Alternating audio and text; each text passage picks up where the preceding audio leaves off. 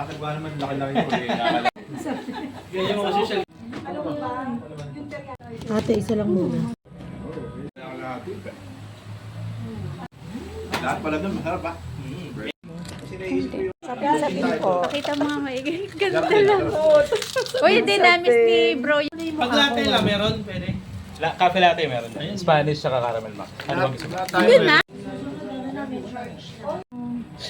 Nandun ba iba, ate? Wow. Tumangit na sila.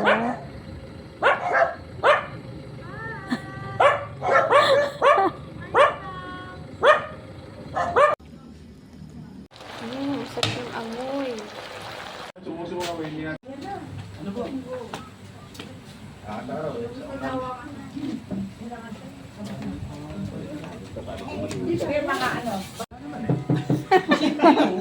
Exciting, ganun, kasi like, saan yung mga testimony ng mga speaker, tsaka nung ibang participant. Doon ko na-experience yung magkasama kami magigising ng maaga, tapos maglalakad-lakad, yung gano'n. Kasi pag hindi mo kanya-kanya. Masusundan! May ganung oras na maglalakad-lakad kayo. Hindi, talagang inaagahan namin ng gising para meron tayong mga maglakad. Maglipot. 5:30, baba na kami. 5:30 bumaba na. Tapos mga dapat Tia. Tsaka yung na, meron sabi ko sa akin yung lalakad kami. Dati, kasi ate rin tawag nito. Ganun din naman dito. Di ka rin naman nagpapahinga. Bakit? Bakit? Ba? Yung 5 mong usapan, 4:30. Kasi akala ko sila pareho ni. Minsan ako. Pareho kami.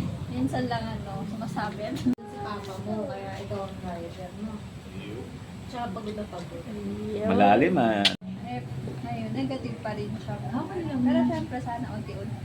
Oo naman. Yung mga ginagawa kasi niyan. Kasi kapatid ko talaga medyo... Pero tumanggi ba siya kanina? Excitement. Yung parang, di ba, minsan... Okay. Salamat po sa pagkakagawa na pinagkaloob po para magsama-sama po ulit kami. Salamat po kay Ate Love sa pagbubukas po ng place po niya para po muli po kami magkikay-ikay sa iyong mga salita. Salamat din. mga words ni Lord ay intentional siya eh.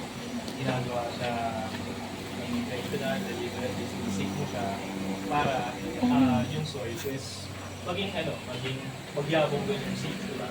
Otherwise, hindi. Para pag-uwi natin. Kasi marami na Hindi tayo babalik tayo sa bad habits or habits. Wala nga buti. Ito na yung season kung saan nakakilala na sa Sinabi nga ng Pure American na iba-iba tayo ng growth. Tayo, ano pa lang tayo eh. Papunta pa lang tayo sa good soil. Pero sila, established sila, foundation sila. Kumbaga, may nagkakay sa kanila yung good soil na yun. Yun!